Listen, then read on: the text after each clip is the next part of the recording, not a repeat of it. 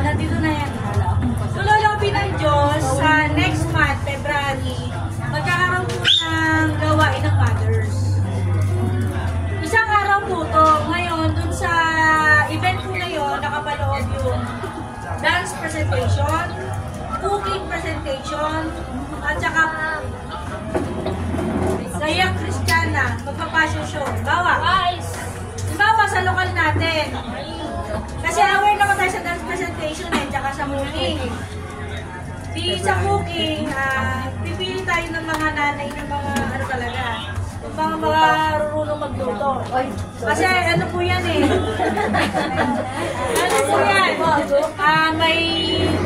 May contest para sa dessert, sa juice, sa budget meal, parang pamurahan pero pasarapan. Tapos main course.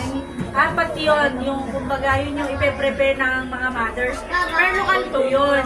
Tapos yung dance presentation, magkakaroon po tayo ng mga practice. Yung mga kapatid na nanay na po pwedeng sumali, makapag-operate po tayo. Kasi per lokal po yan, magkakaroon ng presentation. After po niyan, ay yung ano naman, yung Gayak Kristiyana. Magpapasyon. Halimbawa, ano ba ang tamang pananamit pag mag-swimming? Kunyari, si Jessa, nakapag-swimsuit siya. Ano ba yung tama? Yung tama yung sa EMS. Yung mga ganon. Tawa-tawa ka dyan, ha? Halimbawa, ano yung tamang attire pag mag-sports? Ano siya, mag-model talaga sa stage. Pero lokal yun. Ako may naisip no, sisisningin ko lang sa ganda-ganda na magdamit. Ano po, mga kapatid, February 18 po yan, Sunday.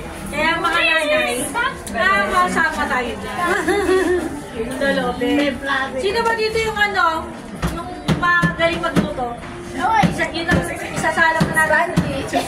Banji! Si Roxanne! Sino ba? This is Jorda. Sino ba?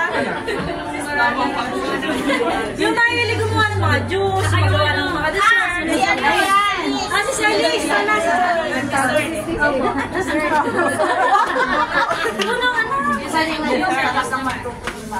Sino pa? Dessert muna.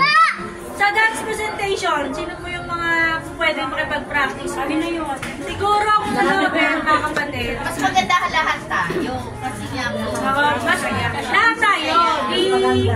Kung sino po yung ano, kasi magpapa-record siguro tayo kay Sis Gina. Sis Gina siguro maging choreographer.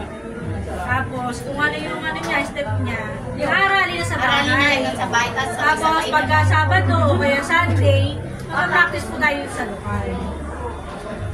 Ano na lang eh, 1 month na lang eh, no, na preparation. Tapos yung sa ano, mamili na lang tayo ng mga sa fashion.